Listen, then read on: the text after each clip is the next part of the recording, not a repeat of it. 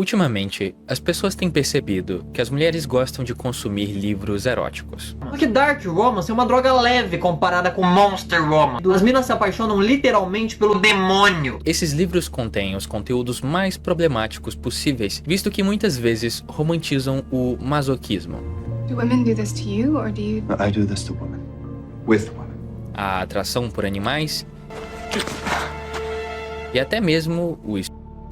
Algumas dessas mensagens são engraçadas e chegam a ser ridicularizadas na internet. Eu quero comer você no meio da semana que vem. Mas fato é que, por mais estranho que pareça, realmente existe um público que gosta desses homens hipersexualizados com fetiches estranhos e jargões manjados. Primeira, eu não faço amor.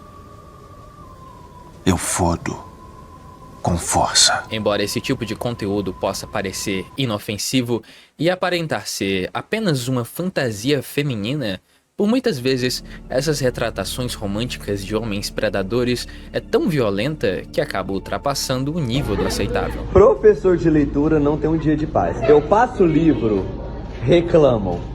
Mas esse livro aqui, ó, vocês lerem em 2 dias. Não é incomum ver garotas dizendo amar esse tipo de literatura, ou até mesmo escritoras se tornando famosas e aclamadas por produzirem uma vívida representação de um relacionamento predatório. A autora acabou lançando uma versão do livro para colorir e uma linha de esmalte sobre o tema. Uma linha de esmalte sobre VD. Atualmente, parece que os romances femininos se reduziram a construir figuras masculinas hipersexualizadas que manipulam suas parceiras e as fazem sofrer fisicamente. Isso obviamente é um problema, visto que as mulheres têm tentado há muito tempo lutar por um ambiente familiar que não as fizesse sofrer.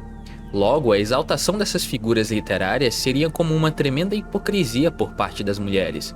Afinal, como alguém poderia lutar anos para conseguir criminalizar a agressão doméstica e ao mesmo tempo se excitar por isso em suas próprias fantasias sexuais?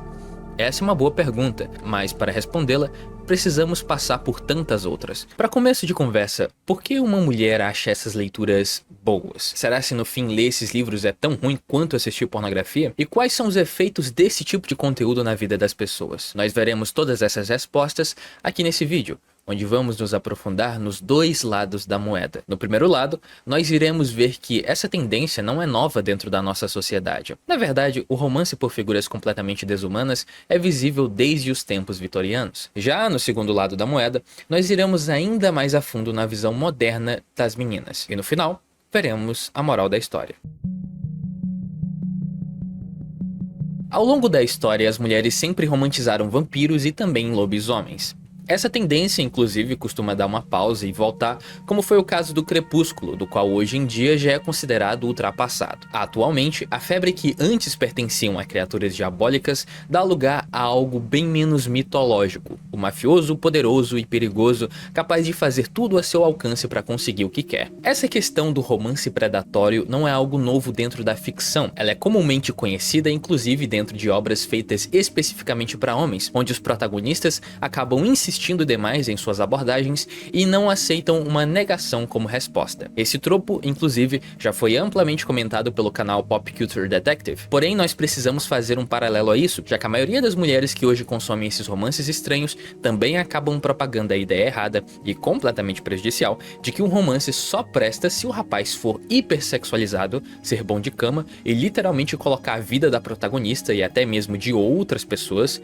em risco. Para não violar os termos do YouTube, nós iremos ter que usar alguns eufemismos e também censurar algumas palavras enquanto eu discorro sobre a obsessão feminina por romances predatórios. Para fazer isso de maneira efetiva, eu irei utilizar paralelos do passado e de obras menos provocantes para desenvolver sobre essa fixação feminina. Por exemplo, hoje em dia, você poderia até achar a série Crepúsculo ultrapassada. Porém, ela segue regras e algumas fórmulas secretas que até hoje são utilizadas por muitas autoras. Nós temos uma moça que se identifica como alguém feia ou excluída. Ela é nova na cidade e de certa forma chama a atenção. Por algum motivo, o rapaz mais belo da região e também o que faz parte da família mais misteriosa acaba por se apaixonar e se aproximando dela por algum motivo do qual ela ainda não entende. Ele interage com ela algumas vezes, porém sempre de forma sinistra. Ele a salva de algum mal externo, como de ser sequestrada por outros caras, e então revela a sua verdadeira natureza. Ele é literalmente algum tipo de psicopata assassino por natureza que pode matar qualquer um a qualquer momento, mas ele está disposto a não fazer isso porque ele ama o protagonista. Essa é uma fórmula que funciona quase sempre. Não à toa que 50 Tons de Cinza originalmente nasceu como uma paródia dessa série dos vampiros que brilham. Isso significa que, por mais estranho que essa afirmação possa parecer para a leitora mais assídua da atual literatura hot, Crepúsculo pode nos mostrar muito sobre esse atual movimento. Para começar, lembre-se que a maioria desses livros apresenta uma figura masculina que poderia ser considerado um vilão, igual a um vampiro. Um vampiro, por conta de sua natureza, é uma criatura intrinsecamente ruim. A sua origem vitoriana é uma crítica ao que havia de mais podre na época, isso sendo o tabu do sexo, o colonialismo e o ocultismo que desafiava a poderosa igreja. Em paralelo, os personagens das histórias desses romances predatórios são homens que tratam as mulheres como objetos de prazer, são fisicamente perigosos e manipuladores emocionais. Em 365 dias, por exemplo, a protagonista da história é sequestrada após seu raptor ter uma visão de que ela é o amor de sua vida. Ele a mantém em um cativeiro e a manipula emocionalmente, e até lhe dá um prazo para que ela se apaixone por ele. Desde o primeiro momento, a moça não passa de um objeto do qual o homem possui e tem total controle. Ele dita como ela se veste, com quem deve interagir e até para onde ela vai. Esse é um relacionamento que não passa de intimidação.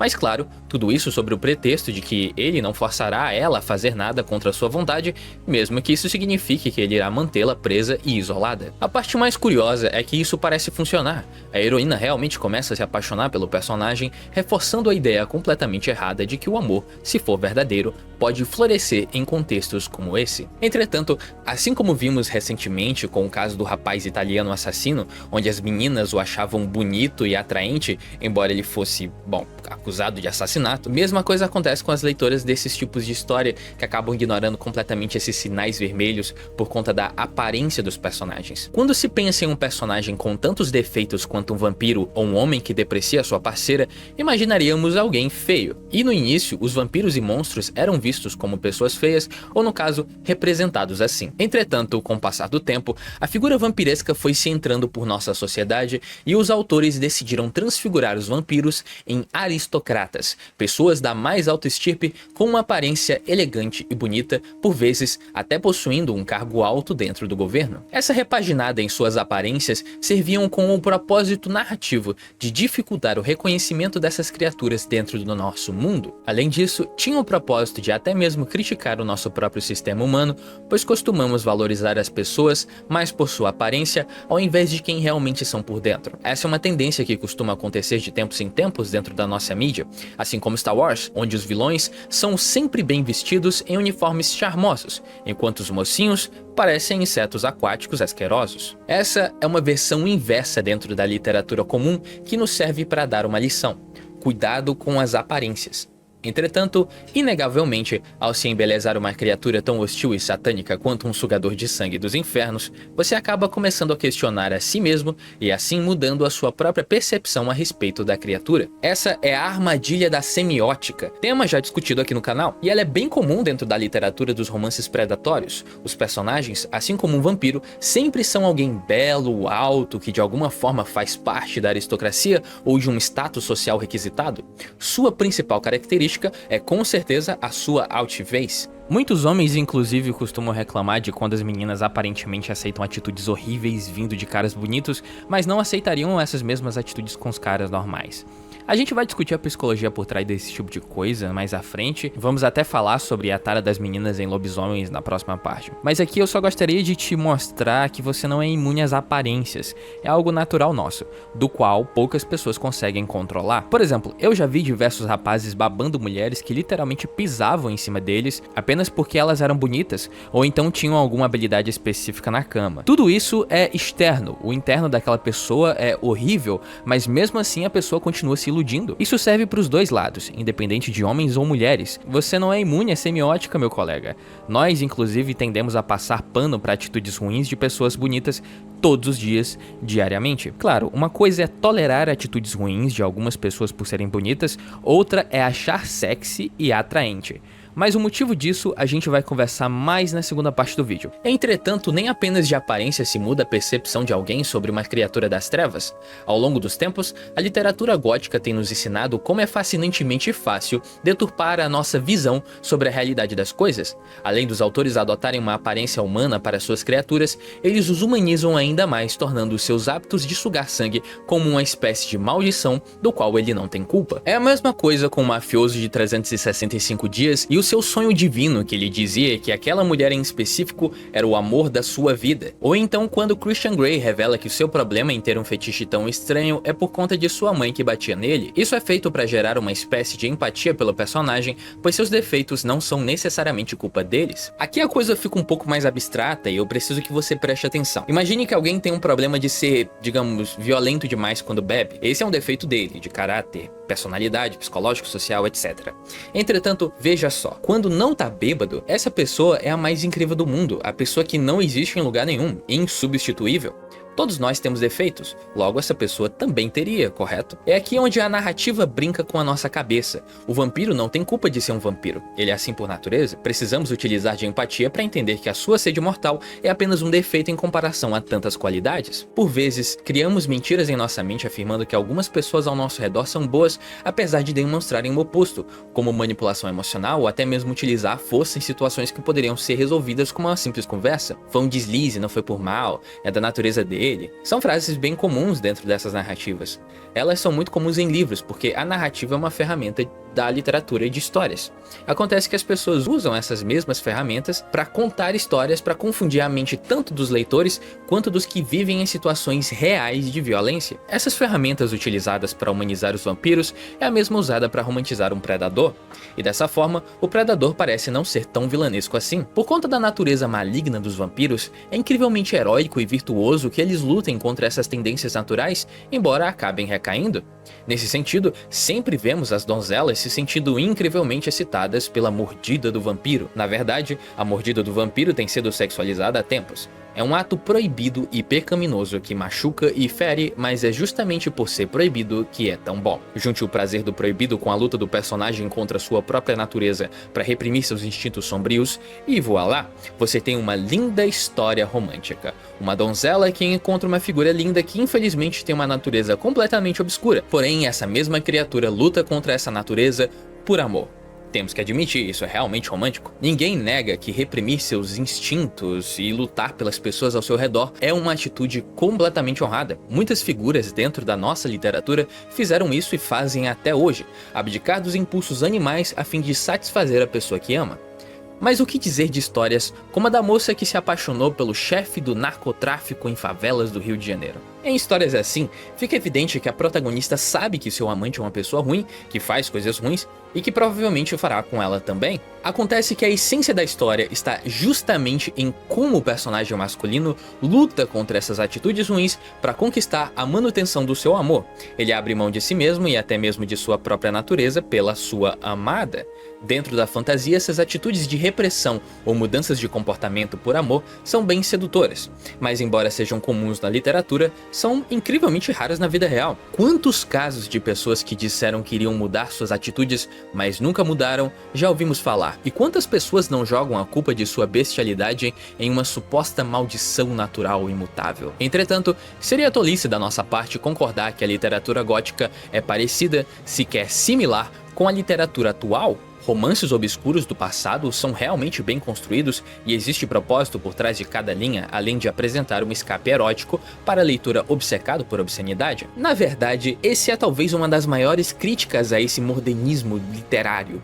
Mulheres enaltecendo atitudes hediondas, demonstrando assim uma tremenda hipocrisia. Afinal, não são as mulheres que lutam há anos para que essas situações não aconteçam nas ruas e dentro de casa? Como que pode alguém que literalmente tem o risco de passar por isso em sua vida sentir prazer com algo tão visceral?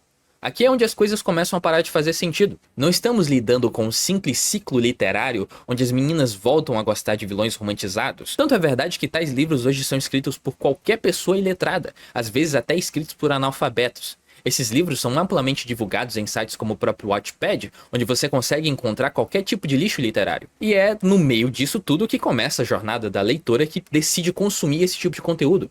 Elas já sabem que esse tipo de romance é errado, já até mesmo entendem que é um problema romantizar tais comportamentos em livros assim, visto que as mesmas situações no mundo real causam problemas reais a diversas mulheres. As pessoas sabem e entendem que essas ações não deveriam ser belas nem romantizadas, então toda essa história que eu acabei de contar aqui acaba indo por água abaixo, porque no fim ainda parece inconcebível que alguém sinta prazer e não profunda vergonha alheia de ler esse tipo de literatura rasa. Mas é claro que existe um motivo real por trás disso.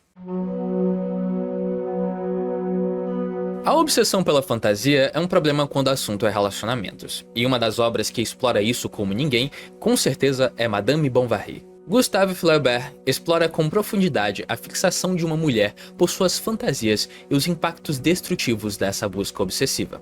A história acompanha uma jovem que se casa com um bom médico, mas ele é muito pacato e ele não tem ambições. Logo após o casamento, ela se vê aprisionada em uma vida monótona, distante das grandes emoções e dos ideais românticos que ela havia imaginado e cultivado através de leituras. Lembrando que ela não passava necessidade e sequer estava correndo risco doméstico, a questão era só monotonia. Seu marido não tinha mais nada para conquistar e de certo nem queria conquistar.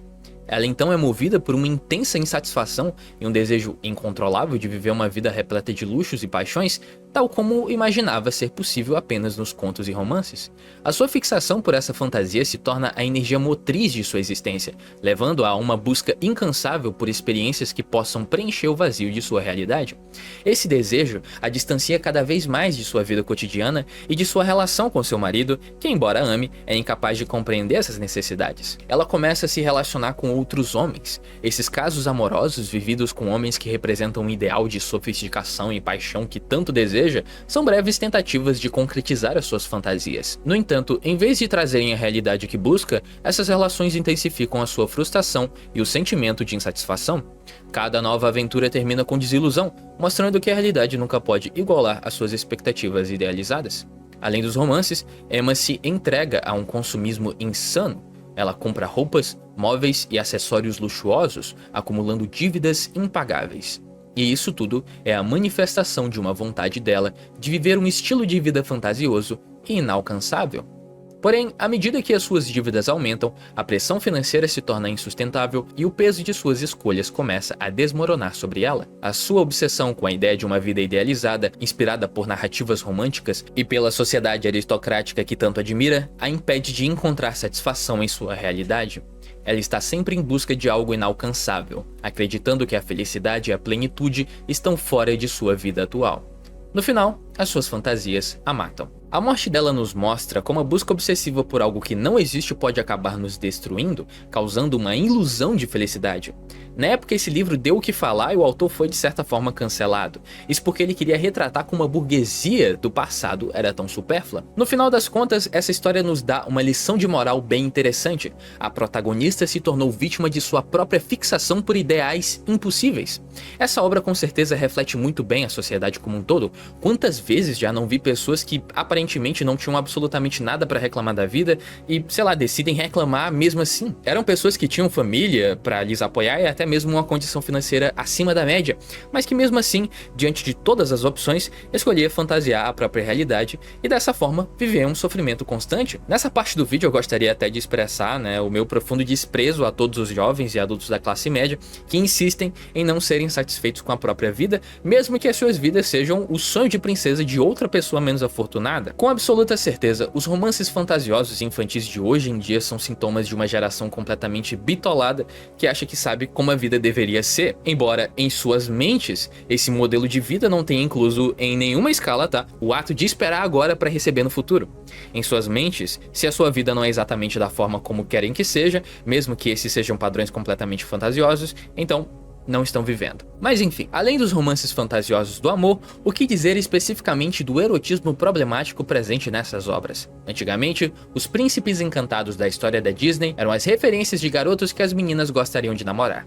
Isso, entretanto, começou a mudar quando séries mais eróticas começaram a ser serializadas.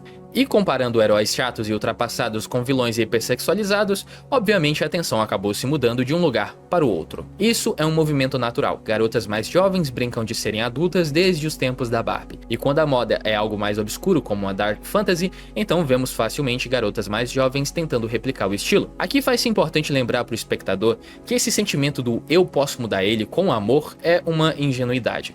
Essa ingenuidade é causada pela falta de experiência com relacionamentos na vida real, que é um bom sintoma de infantilidade. A falta de conhecimento sobre a vida real é algo que apenas crianças têm. Mulheres que seguem a narrativa de romance mágico costumam acreditar que o amor que sentem por seus parceiros irá parar as atitudes negativas que eles têm. Segundo Hayes e Jeffries, esse amor romântico criado pela mulher é algo que previne ela de sair de seus relacionamentos. No estudo, muitas mulheres que sofreram nas mãos de seus parceiros postaram em suas redes sociais que acreditavam que o amor iria conquistar todas as coisas e que se eles amassem seus parceiros o suficiente e fossem pacientes e agissem corretamente, as atitudes ruins não iriam mais acontecer. Esse pensamento do amor romântico é o que mantém muitos relacionamentos unidos hoje em dia. Um caso disso foi com o MC Rian, que admitiu ter agredido. Tempos depois, a moça voltou com o rapaz e pediu que ninguém interferisse na vida dos dois. Quando mulheres dão muita importância para serem românticas em seus relacionamentos, elas talvez acabem mantendo a crença de que, quando finalmente acharem o amor, elas deveriam fazer funcionar, não importa o que aconteça. Essa alternativa, embora possua um fundo de verdade, é bastante estressante, porque ser solteiro é visto como algo pior do que continuar em um relacionamento problemático. Outra coisa prejudicial é a romantização do ciúme, onde muitas mulheres realmente acreditam que mostrar esse sentimento abertamente é algo positivo. Curiosamente, aquelas que mais ativamente são a favor do ciúme costumam apresentar a maior taxa de desejo por parceiros hipermasculinizados que exibem comportamentos controladores bizarros. E é aqui onde começamos a notar que as meninas de fato, em certo sentido, gostam de rapazes dominantes.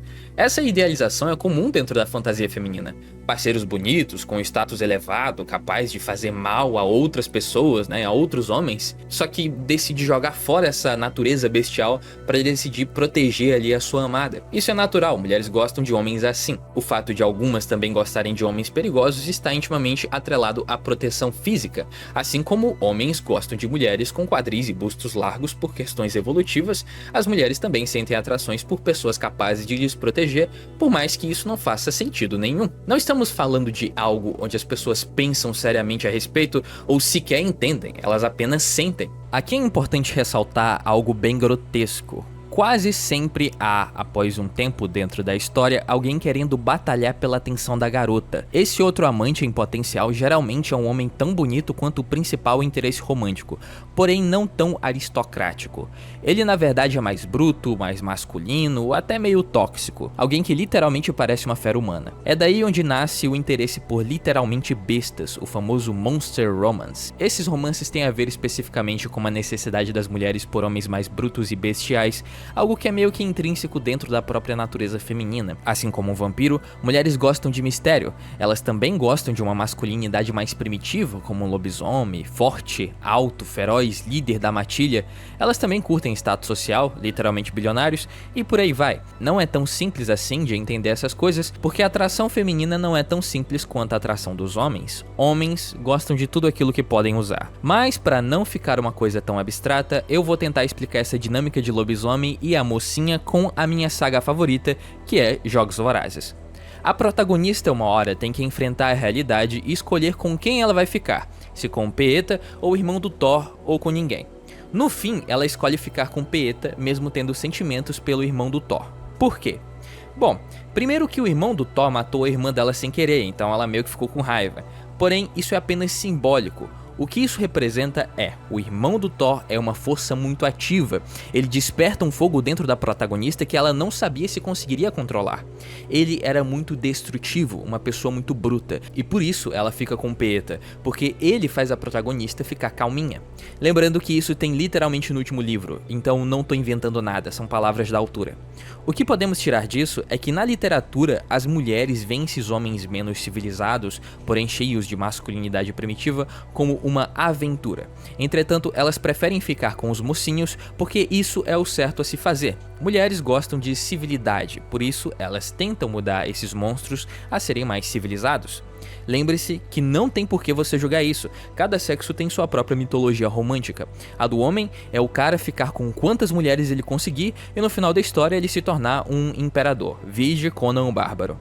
Enfim, ainda precisamos voltar ao vídeo para continuar entendendo os motivos psicológicos por trás desses fetiches bizarros. E será que é tão ruim assim sentir? Muitas mulheres e até mesmo homens têm fantasias semelhantes, e como você deve saber, isso não significa que tais pessoas querem que tais fantasias se tornem realidade, nem significa que há algo errado com você. Fantasias, assim como sonhos, são geralmente uma saída para emoções e correntes psicológicas ocultas que não podemos ou não queremos incluir em nossa experiência cotidiana. Eu tentei ao máximo deixar esse assunto para o final do vídeo, justamente para não acabar gerando algum tipo de gatilho em alguém. Enquanto eu pesquisava a respeito do porquê as meninas gostam tanto dessas histórias, eu acabei me deparando com algo meio assustador.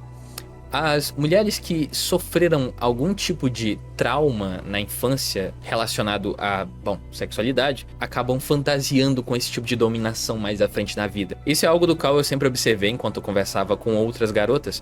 As que mais apresentavam fantasias agressivas, no ato, eram as que mais tinham algum tipo de segredo obscuro em seu passado.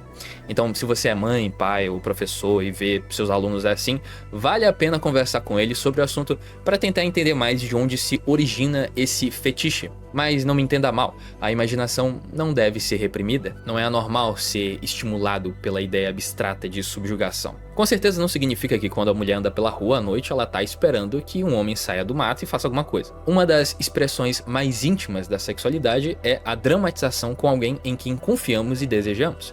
Não é um jogo aberto a estranhos, exceto em nossa imaginação.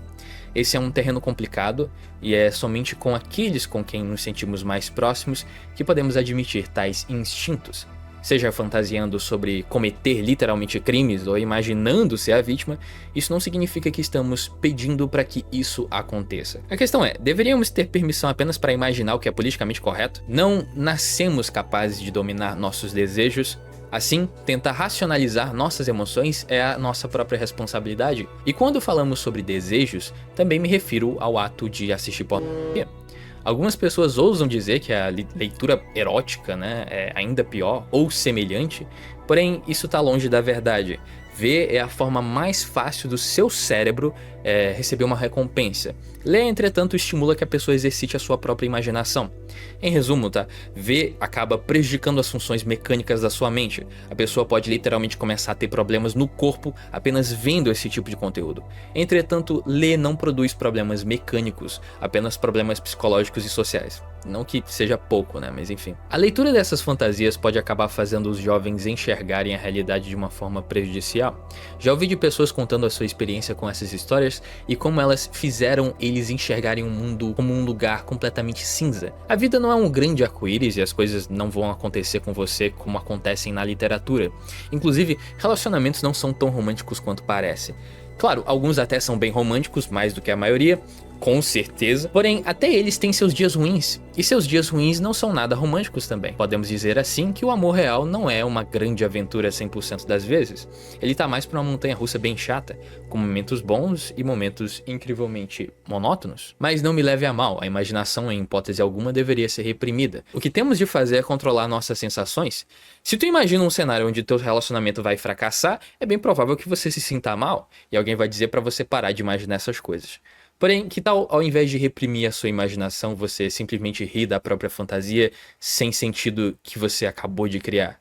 Veja, não é a imaginação que você mudou, foi a sensação, e a sua sensação pode ser facilmente alterada, manipulada ou redirecionada. Por isso é importante reconhecer esses desejos e entender de onde eles vêm, e se isso for um incômodo, procurar ter domínio sobre isso e talvez até mesmo procurar um terapeuta, quem sabe. Enfim, muito obrigado a todos os meus apoiadores aqui do canal, considere você mesmo se tornar um. Também gostaria de te convidar a fazer parte do meu servidor no Discord para interagir mais com a galera que tá lá. E também me segue no Instagram. Eu ainda não posto nada lá, mas vai que eu comece a postar.